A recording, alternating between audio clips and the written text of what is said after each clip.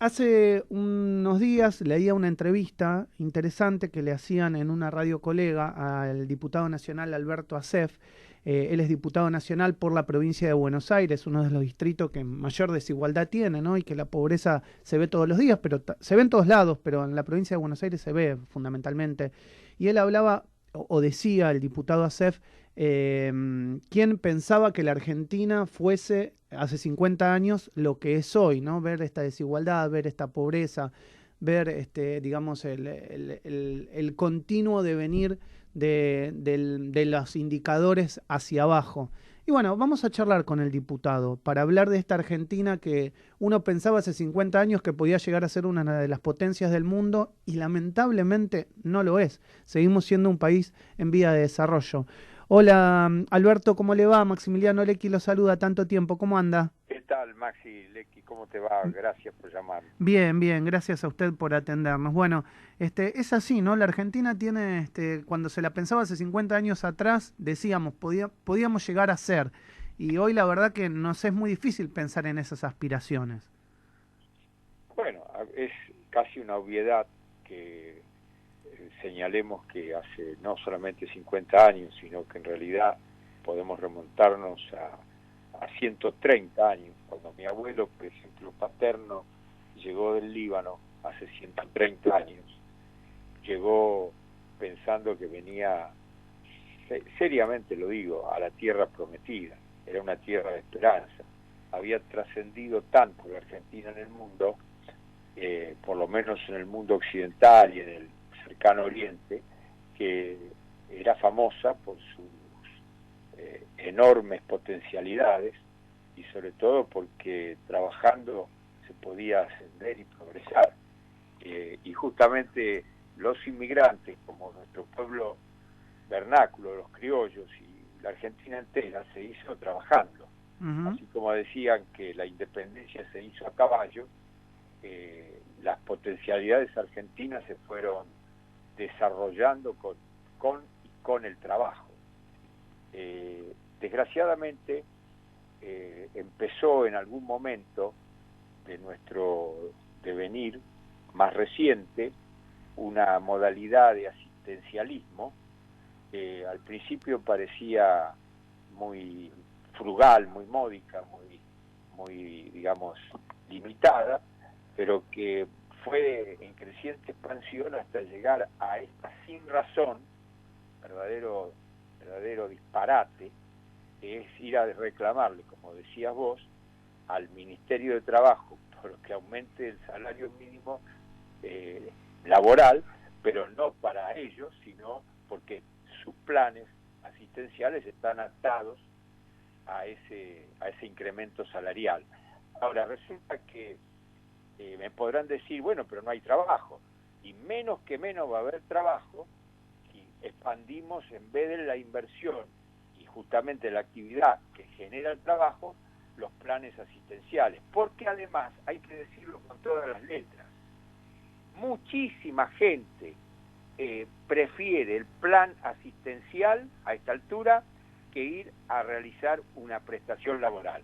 Tanto es así que hay escasez de peones rurales, hay escasez de aprendices, hay escasez en muchos empleos, en muchos rubros de la actividad, como lo denuncian los empresarios, las pymes, que no encuentran personal cuando incluso hacen una convocatoria. No sé en qué lugar me decían de la provincia nuestra, de Buenos Aires, ya ahora me acuerdo, General Madariaga me comentaba que un supermercado conocido, Sí, famoso, sí.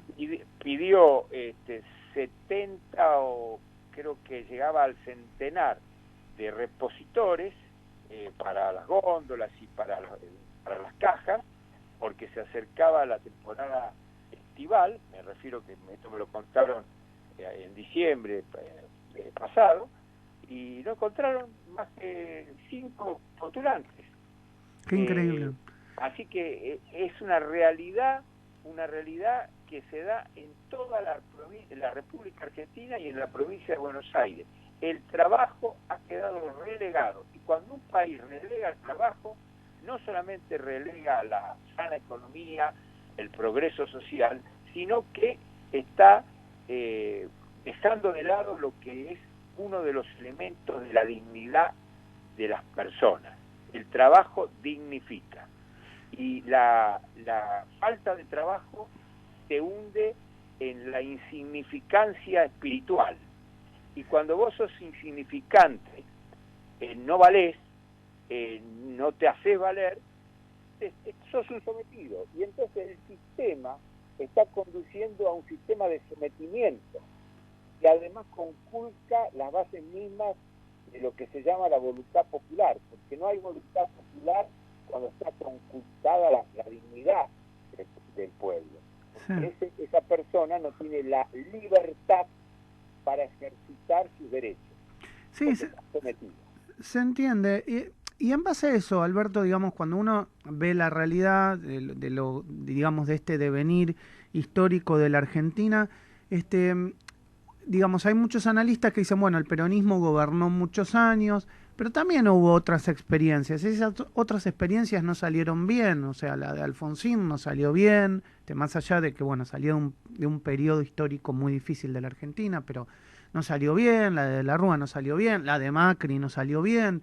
Es decir, hubo otras posibilidades de tratar o intentar de cambiar o de alguna manera de encauzar, digamos, otra cosa. Dentro del propio peronismo también hubo, digamos, gobiernos con visiones distintas. La de Menem no fue la misma que la de Kirchner, o la de Cristina Fernández de Kirchner seguramente no fue la misma que la de Perón. Pero ¿qué nos pasa? O sea, ¿por qué? ¿Qué nos falta? Bueno, yo creo que acá es cierto que venimos de sucesivas frustraciones, o por lo menos de esperanzas que no han sido plenamente satisfechas, sino, bueno, nos dejaron insatisfacciones muy grandes, ¿no? Pero lo que me parece que es condicionante es el contexto, es decir, cuando vos vas perdiendo la cultura del trabajo, el condicionante que eso significa para los gobiernos es enorme, porque viste el planteo que surge de la falta de cultura del trabajo es que el Estado me va a resolver la situación mía, y la situación mía me la va a resolver tirándome primero un puesto público. Cuando se agota la posibilidad del puesto público, que además parecería muchas veces que es inagotable, porque en realidad también hay que computar que en estos 20 años últimos ha crecido exorbitantemente la plantilla de la burocracia estatal. Prácticamente se duplicó en esos 20 años, o quizás un poco más. Si computamos toda la plantilla municipal de todas las 2.500 municipalidades, de las 24 provincias o distritos provinciales más, sumando a la Ciudad de Buenos Aires, y el orden nacional, más los organismos descentralizados y las empresas del Estado, nosotros tenemos una duplicación del Estado, del aparato estatal. Y mientras se duplica el aparato estatal, no se duplican los servicios o la calidad de los servicios que ese aparato presta. Entonces, en el contexto de que todo lo va a resolver el Estado, además aparece la asistencia social. ¿Por qué? Porque el Estado en esas condiciones no está sirviendo al país, sino que lo está chupando, le está absorbiendo sus corrientes sanguíneas, es decir, le absorbe sus energías. Y al absorber sus energías lo está debilitando. Y al debilitar al cuerpo de la nación y sus actividades, sus empresas, sus emprendimientos, hace que cada vez genere menos trabajo y haya más necesidad de asistencia social o de puesto público. En ese juego verdaderamente demoníaco y vicioso, es como la Argentina se fue perdiendo su rumbo y se fue transformando de un país esperanzadoramente rico en potencia y con realmente progreso social, con ese esa movilidad social ascendente que la Argentina tenía en un país crecientemente pobre, empobrecido. Pero el empobrecimiento es porque hay una estructura que lo genera. Y nosotros, en lugar de corregir la estructura, estamos siempre haciendo más de lo mismo o ir tirando. Es decir, nunca resolverlo con medidas de fondo estructurales. Porque las trabas a esas medidas de fondo, incluso cuando hay intención de hacerlas, la situación que se ha ido estructurando, que es tan sólida, en ese sentido tiene solidez, que te traba cualquier cambio. La Argentina hoy es conservadora a ultranza. Vos le vas a decir a un sector, ponele gremial, incluso de todos los estamentos, de decir, voy a hacer este cambio y hay una reacción negativa. Sí, tenés una resistencia antes de pensarla, debatirla o meditarla. Claro, sí. Paradójicamente, todo el mundo está disconforme con la situación. Es decir, estamos disconformes con la situación, pero no queremos cambiarla.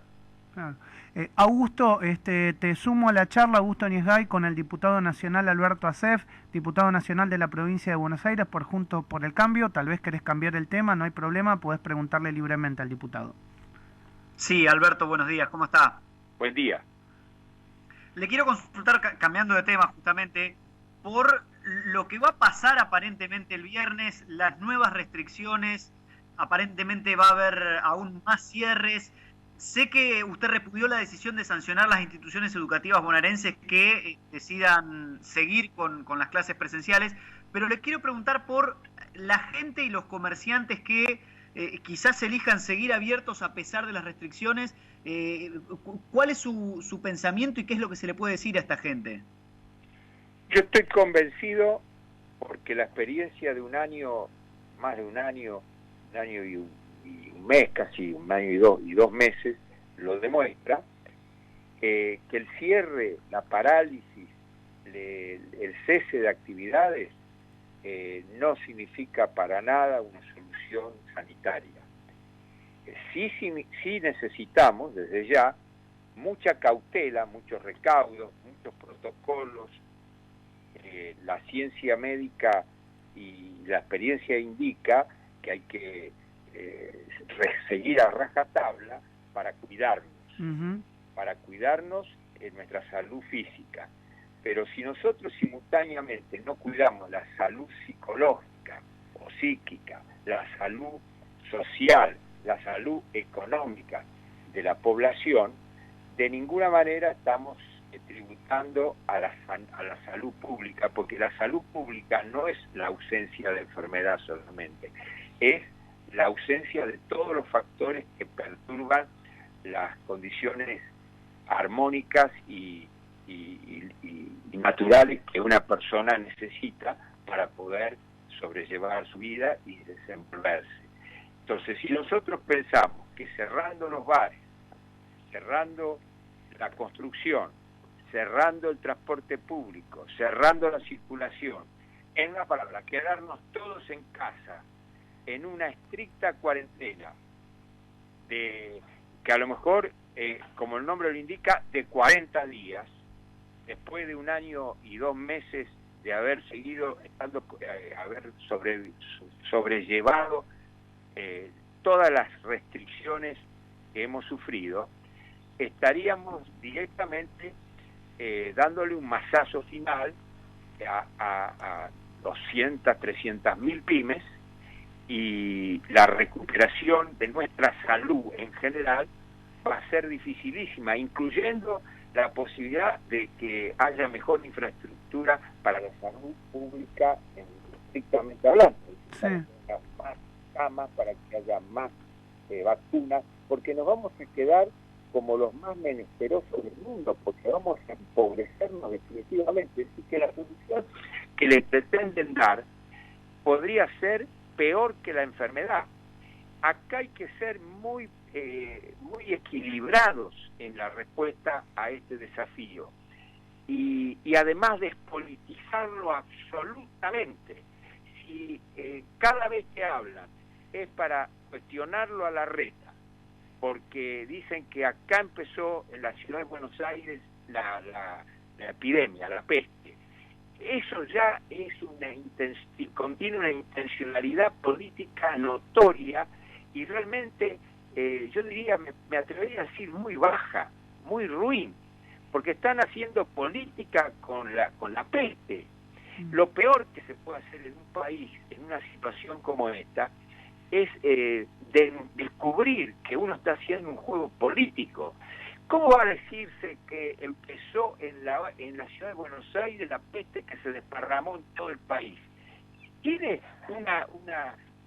primero es una falacia enorme, porque si vamos al caso, yo me acuerdo perfectamente que todos estábamos preocupados por la gente que venía a Ezeiza regresando del exterior, donde se podía ser portadora del virus, y no se le hacía ningún test en el aeropuerto de Ezeiza, y solamente había que hacer una declaración jurada, y todos dijimos, ¿cómo puede ser que hagan declaración jurada y que con eso nos conformemos? Ahí estuvo el punto crítico que no se supo administrar en el momento más crucial, donde podíamos haber marcado la diferencia con la contagiosidad que sufrimos a partir de esos primeros brotes y una situación que lo hubiéramos podido controlar. Entonces, y a Ezeiza, ¿quiénes llegaban? Llegaban argentinos de todo el mundo, de toda la Argentina, de todo el país. No llegaban solamente de Buenos Aires, porque en un país tan centralizado, donde tenés solamente Córdoba como aeropuerto internacional y algún otro, y Ezeiza concentra a todos los que vienen del exterior, que viven en la Patagonia, que viven en el interior de la provincia de Buenos Aires, que viven en Santa Fe, que viven en Entre Ríos, que viven en Corrientes, que viven en el Chaco. Entonces, ahí era donde estaba el tema, porque venían de los focos que ya se estaban manifestando de la peste en Europa y en otras partes del mundo, en Estados Unidos, y resulta que acá le hacían declaración jurada en vez de test. Sí, claro, que había sido así. Sí, recuerdo también que fue muy crítico toda la situación de cómo se manejó al principio. La última que le hago, Alberto, la provincia de Buenos Aires, el gobernador Kicillof, ¿cómo está manejando la situación de la pandemia, que es un distrito al que usted conoce y al cual representa? ¿Es algo que se puede hablar de una situación que la está manejando bien? Digamos, cuando uno lo ve a Kicillof en los medios, parece que es el único que está administrando, o que él cree que está administrando de forma correcta la pandemia, y que el resto lo está haciendo mal. Que todas las decisiones que toman son por él, ¿no? Es como que él tiene la brújula de la verdad. ¿Cómo lo ve usted? No, las declaraciones que él ha hecho sobre esta cuestión son muy reprochables, irreprobables, deplorables, porque justamente ha politizado absolutamente, sin mostrar datos, tratando de echarle la culpa a la Ciudad de Buenos Aires de las responsabilidades que él tiene como gobernador de la provincia de Buenos Aires. Pero además, nunca hubo tantas fiestas clandestinas como hay hoy en el Gran Buenos Aires y en otros lugares de la provincia. Nunca hay tantas ferias como todos hablamos de la feria de la Salada, pero la feria de San Francisco Solano y muchísimas, la Almirante Brau. Hay muchísimas ferias que algunas tienen 1,5 kilómetros de puestos, que son aglomeraciones, pero otra que estamos preocupándonos porque en el fútbol no puedan entrar más que 200 personas para ver un espectáculo, cuando espaciadamente podrían, como ya están haciendo en España, por lo menos darle capacidad de 25% del total del estadio, con la gente muy espaciada, y eso no sería un poco de contagio. Pero resulta que no hay más aglomeraciones que las que se ven en el Gran Buenos Aires, porque realmente nadie se toma el trabajo de hacer un recorrido e ir graficando la realidad. Mientras tanto, pontifica que vuelvo a repetir, que el foco está en la ciudad, que es la irresponsabilidad de las escuelas que abre el gobierno de la ciudad. La verdad que poner el énfasis en la apertura de la presencialidad escolar de las aulas es verdaderamente, desde todo punto de vista, algo totalmente repudiable.